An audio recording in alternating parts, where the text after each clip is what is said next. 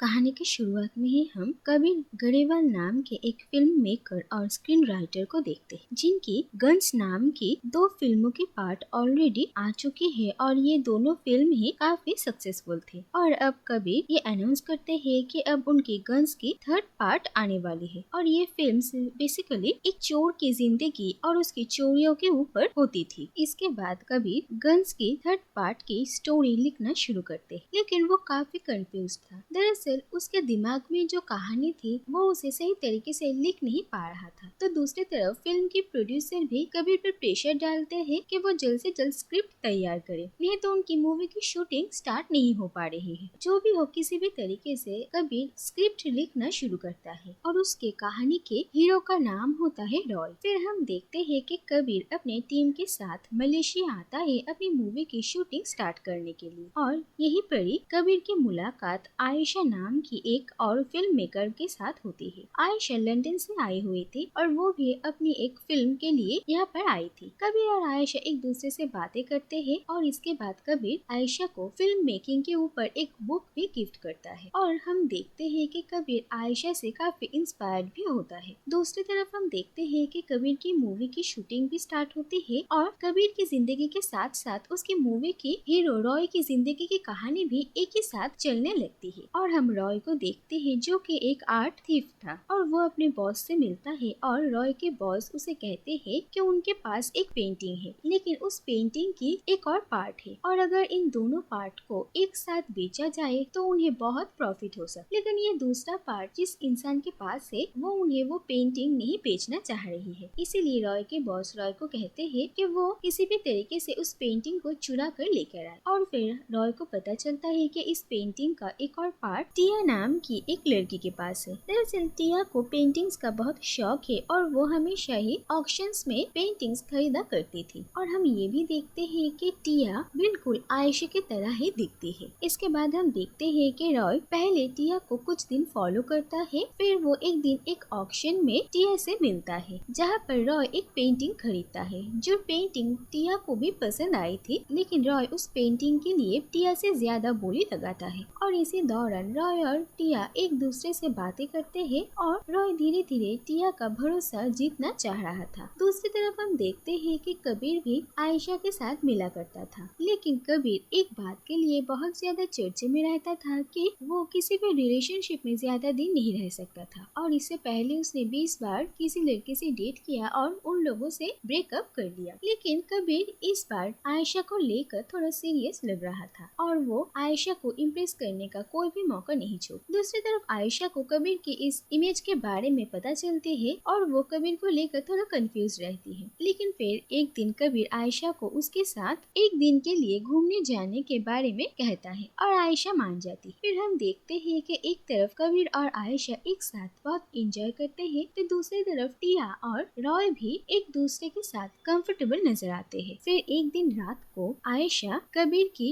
Movie की script पढ़ लेती है जो पढ़कर उसे अच्छा नहीं लगता और दूसरी तरफ हम देखते हैं कि रॉय धीरे धीरे टिया का भरोसा जीत लेता है और एक दिन वो टिया के साथ उसके घर में आता है और सुबह टिया उठकर देखती है कि उसकी वो पेंटिंग गायब है और उसे समझ में आता है कि रॉय ने उसी पेंटिंग को चुराने के लिए टिया के साथ रिश्ता बनाया था और इस बात से टिया को बहुत बुरा लगता है। दूसरी तरफ हम आयशा और कबीर को देखते हैं। आयशा वापस लंदन जाने वाली थी और कबीर उसे एयरपोर्ट ड्रॉप करने के लिए आता है और जाते हुए रास्ते में आयशा कबीर से उसकी स्क्रिप्ट को लेकर बात करती है। वो कहती है कि उसकी कहानी की एंडिंग आयशा को बिल्कुल भी अच्छी नहीं लगी। आयशा कबीर को ये साफ साफ कह देती है कि किसी राइटर को अच्छे से जानने के लिए उसकी राइटिंग पढ़नी चाहिए और कबीर की राइटिंग पढ़ने के बाद वो कबीर को धीरे धीरे अच्छे से पहचानने लगी है और रिश्तों को लेकर कबीर की पास्ट भी कुछ खास अच्छी नहीं है, इसीलिए आयशा कबीर के साथ कोई भी रिलेशनशिप में नहीं आना चाहती थी क्योंकि वो कबीर को लेकर कॉन्फिडेंट नहीं है। सारी बातें कहकर आयशा वहाँ से चली जाती, लेकिन इसके बाद हम देखते हैं कि आयशा की इन सारी बातों से कबीर को बहुत बुरा लगता है और वो आयशा को बार बार कॉल कर रहा था, लेकिन आयशा उसका कॉल नहीं रिसीव कर रही और इस बात से कबीर की अपने किसी भी काम में मन नहीं लग रहा था और वो इस मूवी की शूटिंग आधे में ही छोड़कर मुंबई वापस चला आता है और वो क्या करेगा उसे कुछ समझ में नहीं आ रहा। दूसरी तरफ फिल्म के प्रोड्यूसर कबीर से मिलने के लिए आते हैं और उनका जो भी नुकसान नुकसान हुआ है इसके बारे में वो कबीर को कहते हैं और कबीर उनका सारा पैसा वापस लौटा देने के बारे में कहता है। इसके बाद कबीर के पिता उससे मिलने के लिए आते हैं और हम देखते हैं कि कबीर अपने पिता से काफी क्लोज था और वो उसे हौसला देने की कोशिश करते हैं। इसके बाद कबीर के पास एक फिल्म फेस्टिवल में ज्यूरी का पार्ट होने का इनविटेशन आता है और वहाँ पर जाने के बाद कबीर को ये पता चलता है कि वहाँ पर आयशा के फिल्म की भी स्क्रीनिंग थी और कबीर आयशा के फिल्म को देखता है और इस फिल्म के लिए आयशा को अवार्ड भी मिलता है और कबीर आयशा के सक्सेस से खुश होता है। लेकिन दूसरी तरफ आयशा को लग रहा था कि शायद कबीर उसे स्टॉक कर रहा है, इसीलिए वो कबीर से मिलती है और उसे उससे दूर रहने के लिए कहती है। इसके बाद कबीर को ये पता चलता है कि उसके पिता की मौत हो गई है और इस बात से कबीर बहुत दुखी होता है। इसके बाद कबीर ये तय करता है कि वो अपने लाइफ में मूव ऑन करेगा और अपने फिल्म को कंप्लीट करेगा। फिर कबीर की फिल्म की शूटिंग फिर से शुरू होती है और इस बार कबीर अपनी कहानी में कुछ चेंजेस करता है। फिर हम रॉय की कहानी को देखते हैं जो कि टिया से वो पेंटिंग चुरा कर अपने बॉस को दे देता है। लेकिन इस बात से रॉय कुछ ज्यादा खुश नहीं था और उसके अंदर एक गिल्ट महसूस होता है और फिर वो अपने बॉस से जाकर बात करता है और वो कहता है कि वो टिया से प्यार करता है और वो टिया को इतना बड़ा धोखा नहीं दे सकता, इसीलिए वो अपने बॉस से वो पेंटिंग वापस चाहता है। लेकिन रॉय के बॉस उसे कहते हैं कि उसने इस पेंटिंग की डीलिंग कर ली है और अब वो कुछ नहीं कर सकते हैं और अगर वो ये डील कैंसिल कर देंगे तो उनके बिजनेस के लिए बहुत नुकसान होगा। इसीलिए वो रॉय को सजेस्ट करते हैं कि एक बार वो ये पेंटिंग बेच दे और वो जिस इंसान को ये पेंटिंग बेचेंगे रॉय जाकर उस इंसान से ये पेंटिंग चुरा ले तो वो कुछ भी नहीं कहेंगे और इस पेंटिंग के बेचने तक रॉय इंतजार करता है। फिर ये पेंटिंग जिसे बेचा जाता है रॉय उससे जाकर बात करता है और उससे ये पेंटिंग मांगता है, लेकिन वो